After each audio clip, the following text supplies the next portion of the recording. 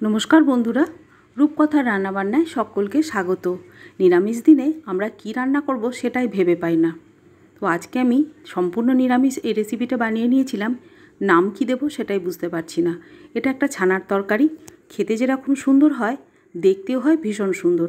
বাড়িতে হঠাৎ কোনো অতিথি আসলে অনায়াসেই রান্নাটা করে তাদের সামনে পরিবেশন করতে পারেন। আজকে চলুন দেখে নেওয়া যাক সম্পূর্ণ নিরামিষের রেসিপিটা।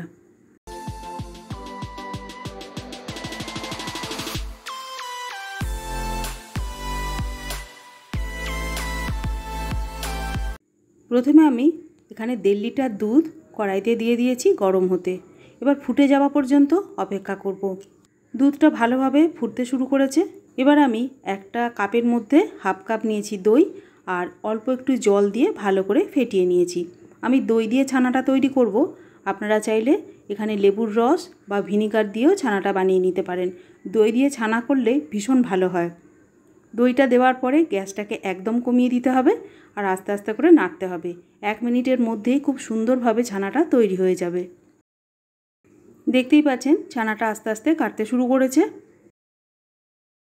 ছানা তৈরি করে নিয়েছি, এবার হালকা ঠান্ডা করে নেব।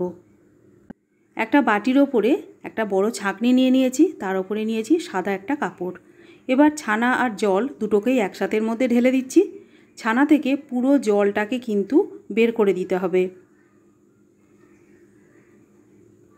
কোনো পরিষ্কার জল দিয়ে এটা ধোবার কোনোই দরকার নেই। শুধুমাত্র ছানাটাকে জল একদমই বের করে দেওয়ার জন্য টাইট করে কাপড়টাকে বেঁধে রাখতে হবে।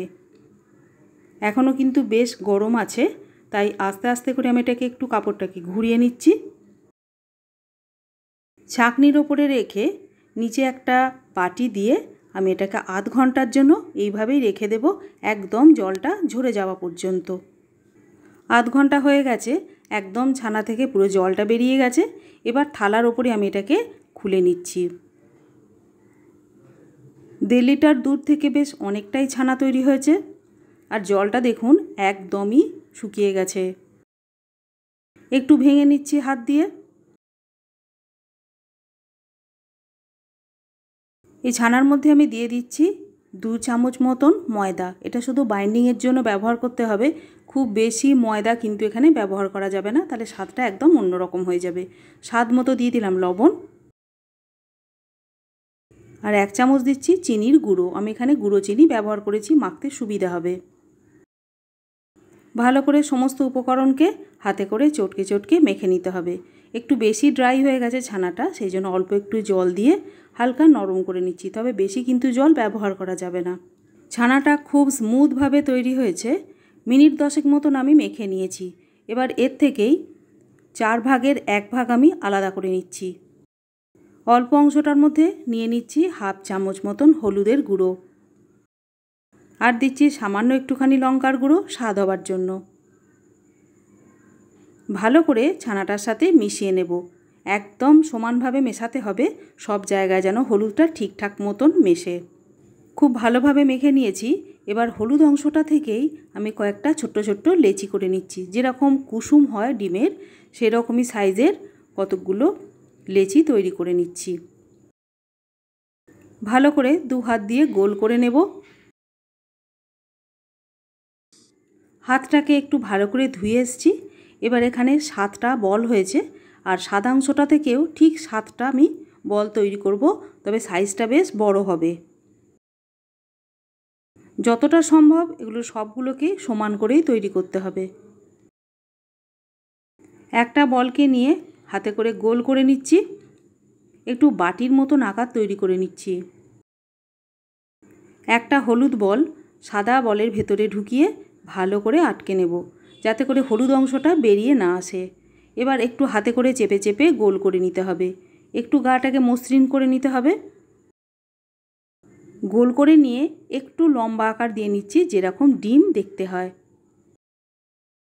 একটা তৈরি করে নিলাম, আরও একটা বানিয়ে দেখিয়ে দিচ্ছি। প্রথমে হাতে করে গোল করে নিয়ে একটু বাটির আকার করে নিয়ে একটা হলুদ বল এটার মধ্যে দিয়ে খুব ভালোভাবে সাদা অংশটাকে মুড়িয়ে নিতে হবে। এটা তৈরি করা খুব সহজ, খুব তাড়াতাড়িও হয়ে যায়। আর হাতে করে একটু গোল করে নিয়েই আবার হালকা লম্বা ভাব করে নিতে হবে। দেখে মনে হবে একদম ডিম। এইভাবেই সবগুলোকে আমি বানিয়ে রেডি করে নেব। এখানে 7টা ডিম আমি তৈরি করে নিয়েছি। এবার একটা নিয়ে নিচ্ছি প্লেট, আর নিচ্ছি একটা সুতো, খুব অল্প সুতোই নিয়েছি। একটা করে ডিম প্লেটের মধ্যে নিচ্ছি আর সুতো দিয়ে লম্বালম্বি করে কেটে নিচ্ছি।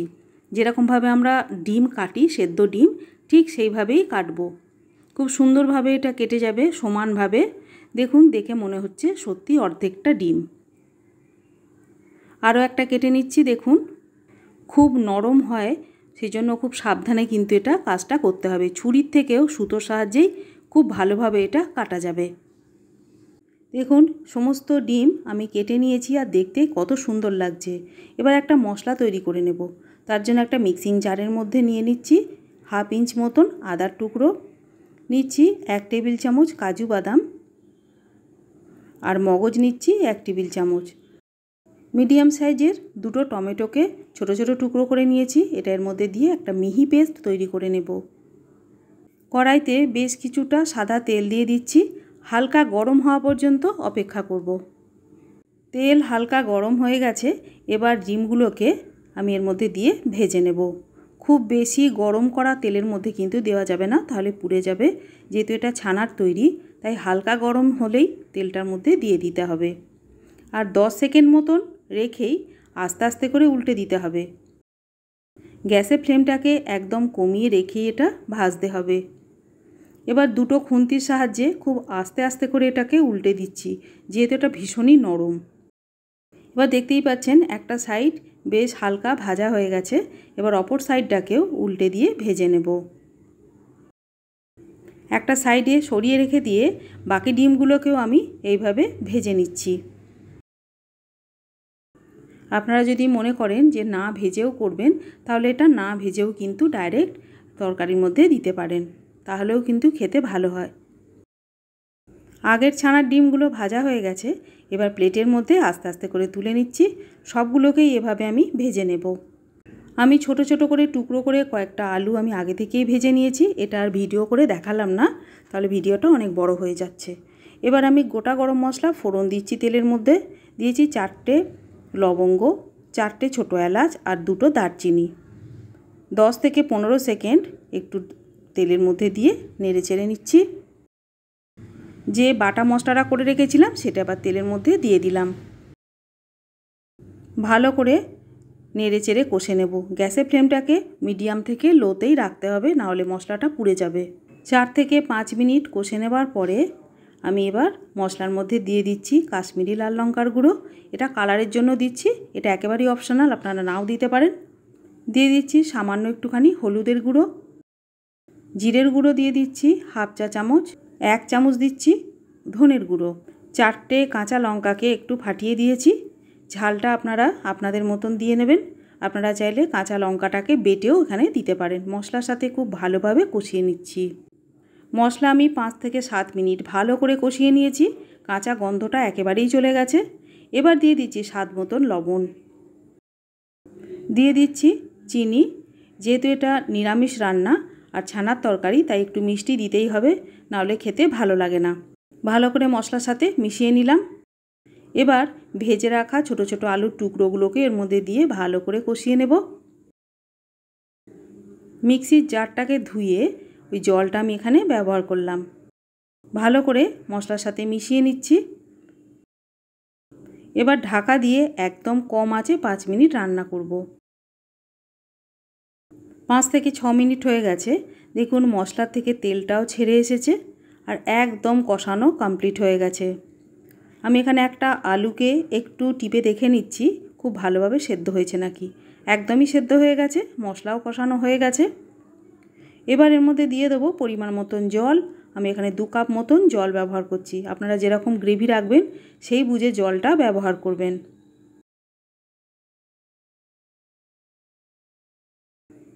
আবারও ঢাকা দিয়ে দেবো 4 থেকে 5 মিনিট রান্নার জন্য। 4 থেকে 5 মিনিট পর ঢাকনাটা তুলে নিলাম। গ্রেভিটা একদম রেডি হয়ে গেছে। এবার ভেজে রাখা ছানার ডিমগুলোকে আমি একটা একটা করে দিয়ে দিচ্ছি। এটা একেবারেই লাস্টের দিকে দিতে হবে, তা নাহলে কিন্তু ভেঙে যাবে, যেহেতু এটা ভীষণই নরম হয়।